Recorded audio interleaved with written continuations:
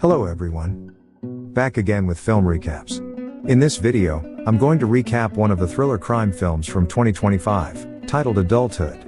Before we get to the storyline, I'd like to wish everyone a happy and great day. Without further ado, let's get straight to the storyline. The movie opens with an old woman, Judy, watching TV, while her nurse, Grace, is working in the kitchen. Judy soon notices a clown doll on the shelf, and climbs onto a stool to adjust it. She succeeds, and steps down. But as she puts back the stool, Judy, breakfast! Judy? The scene then cuts to a hospital, where we see Judy's children, Megan, and Noah. An anxious Megan explains that the doctor said their mother suffered a massive stroke, and her speech might never return.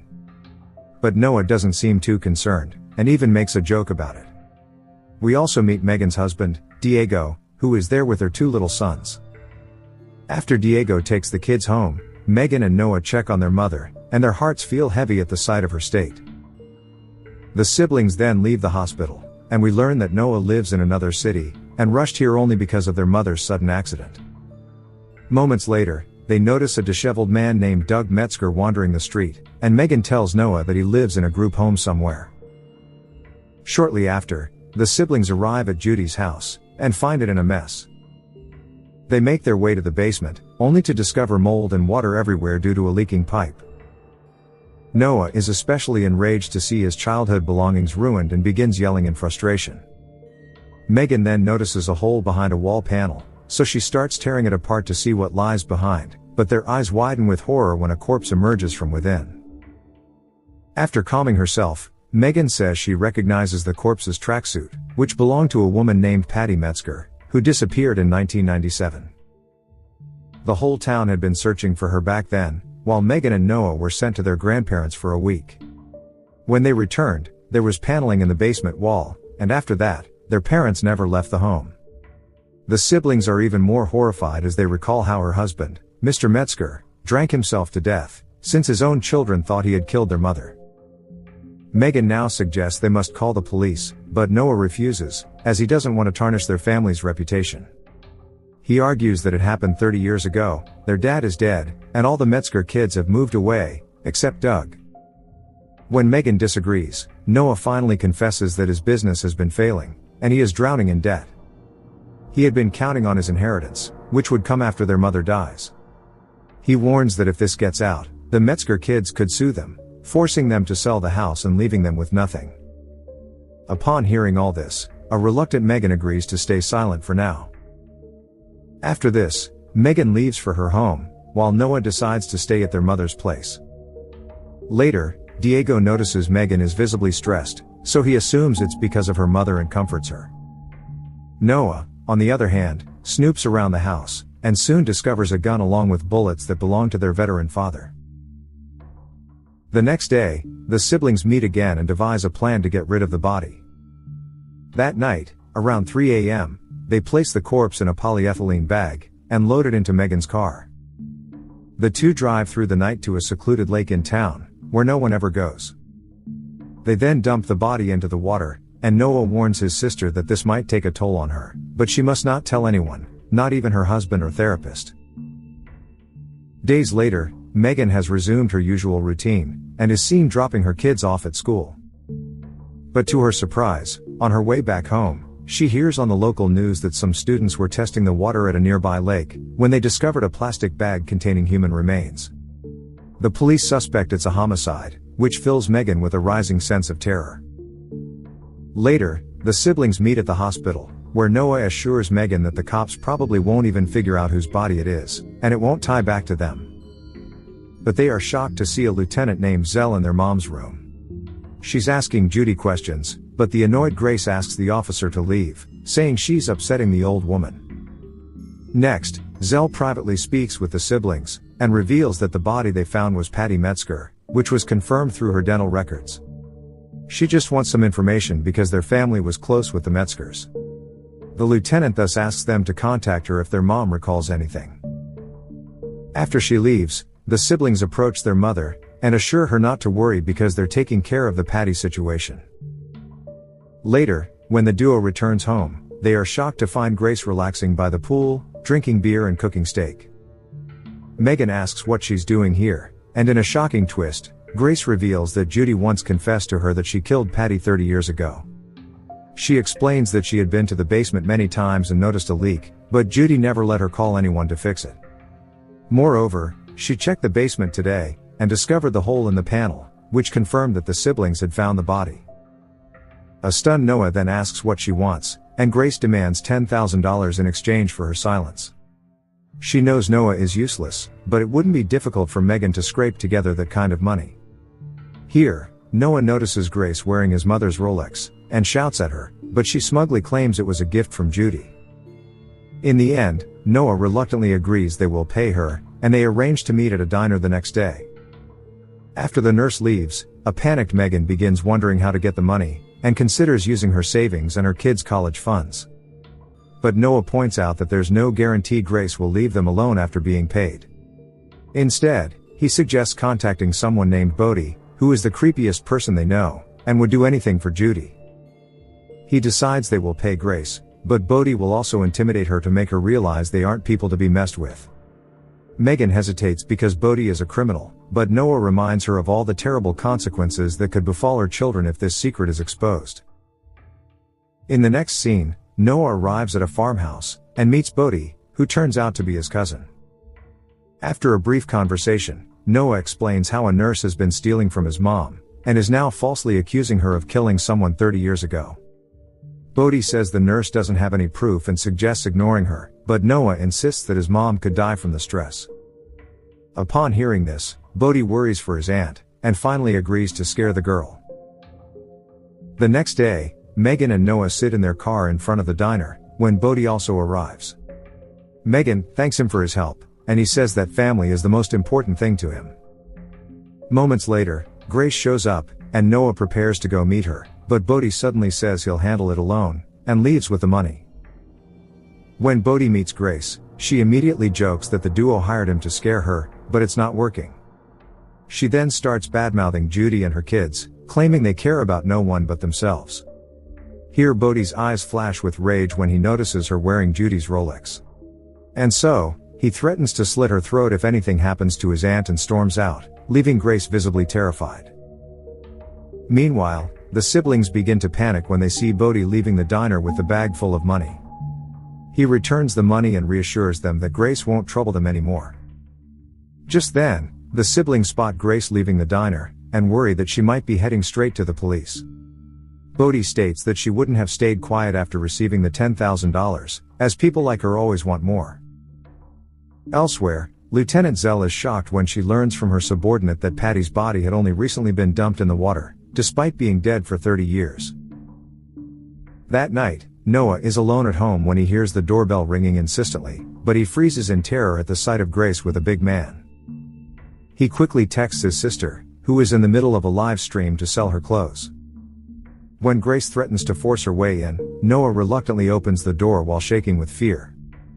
Next, she snatches Noah's phone and gives Megan an ultimatum: she has 19 minutes to show up, or Grace will call the police. This terrifies Megan, who immediately rushes out after telling Diego that there's an emergency at the hospital. A while later, Megan finally arrives at the house, but it's too late, as Grace has already called the cops.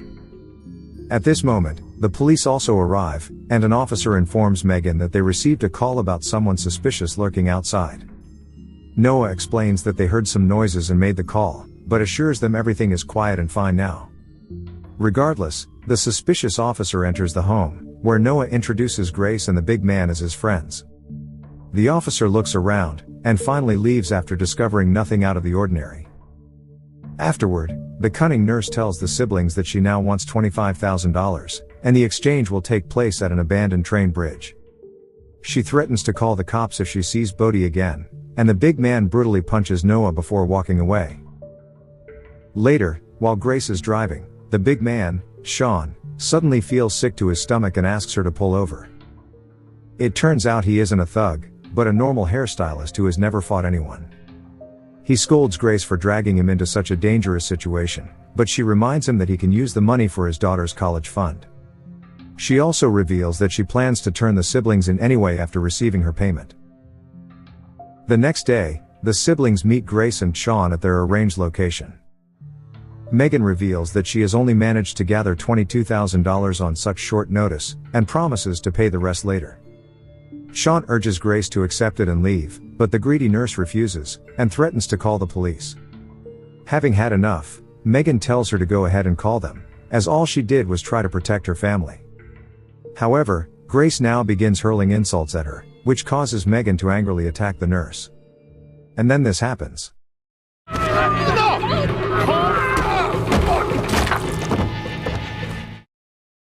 Megan kicked his bad knee, causing him to hit his head and bleed profusely. Grace insists they need to rush him to a hospital, to which Megan agrees, but then Noah pulls out a gun and suddenly fires at Sean. A terrified Grace tries to run, but Noah shoots her in the back, causing her to tumble into the water and disappear. Later, when the siblings return home, Noah is visibly shaken by everything, but Megan tells him to wash his hands and change his clothes. Noah suddenly says that he'll contact his dad's lawyer and confess everything, but Megan firmly warns him not to tell anyone or Google anything. Afterward, Megan is startled by someone, only to see it's Doug. Doug mentions that he hasn't seen her in ages. Before he leaves, he points out something in her hair, and Megan is shocked to realize that it's blood.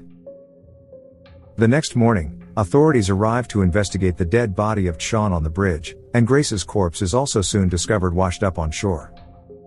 Lieutenant Zell recognizes her, and she later summons Megan and Noah for questioning.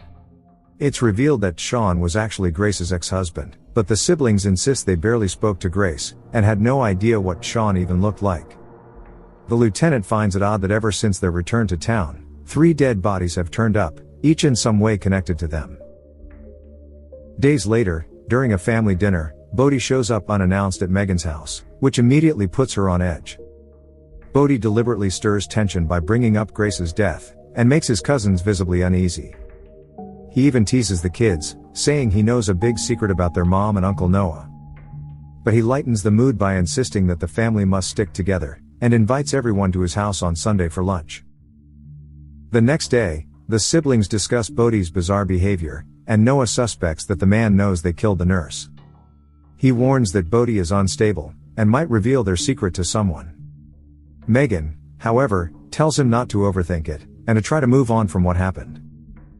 Regardless, Noah struggles to remain calm and suffers from nightmares about his crimes, which eventually leads him to seek solace in drugs. The next day, the siblings arrive at Bodhi's farmhouse, and he looks a little disappointed that the kids didn't come along. At Megan's request, he leads them inside, and feels slightly embarrassed by how dirty and cluttered the place is. He then leads Noah to a special room filled with an impressive collection of swords and daggers. Bodhi picks one weapon, and challenges Noah to a pretend duel, to which the latter reluctantly agrees. Up next, the two begin to play fight, but Bodhi quickly gains the upper hand, and points a sword directly at Noah, as if he's about to strike for real. However, Bodhi reveals that he was only messing with him. Just then, Megan appears and aims a gun at Bodhi, believing he is trying to hurt her brother. Bodhi feels heartbroken to realize that his own cousins are trying to kill him, while Noah urges his sister to shoot him, so a panicked Bodhi runs outside. Following this, Noah chases after him with a blade. And then all of a sudden, Jesus! You thought I was gonna tell on you? Armed with swords and crossbows, Bodhi begins chasing Noah, insisting that they are family, and he would never turn them into the police. In the chaos, Megan arrives, and ultimately shoots him. Seizing the opportunity, Noah also stabs Bodhi in the back, causing the poor man to collapse to the ground. Next, Noah leans in close to his cousin to check if he's really dead, when suddenly Bodhi stabs his hand, so Megan shoots Bodhi again to finally end his life. She then pulls the knife from Noah's hand, and douses it with vodka, before wrapping it carefully in cloth. Later, the siblings dump the lifeless body into an isolated lake, and Megan, surprisingly, finds the experience thrilling rather than traumatizing. In the next scene, Megan tells her mom that she knows she killed Patty because she had an affair with her father.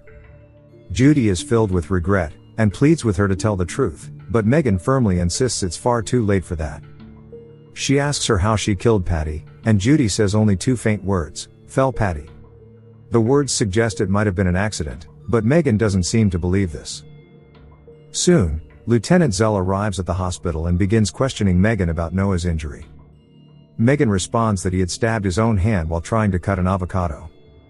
Zell also mentions that Grace was found with a Rolex engraved with Judy and her husband's initials, which was likely a gift from the old woman. But this time, Megan responds to all the answers smugly and isn't scared by the lieutenant. Before leaving, a suspicious Zell remarks that murders like this are eventually solved, even if it takes 30 years. Later, when Megan returns to her mother's place, she's shocked to find Noah and Doug playing video games in the basement. Doug reveals that Noah told him everything that happened, but he isn't mad, and has decided to let things rest. However, Megan does this. Good to put things to rest.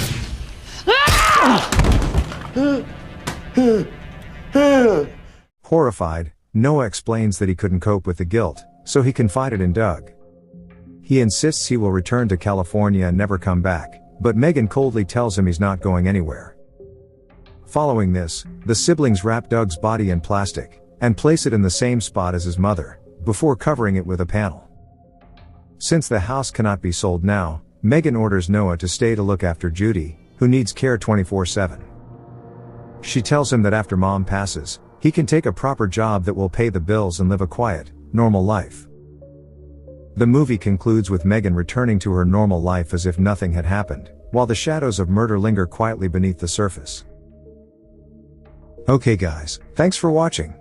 See you again in the next video.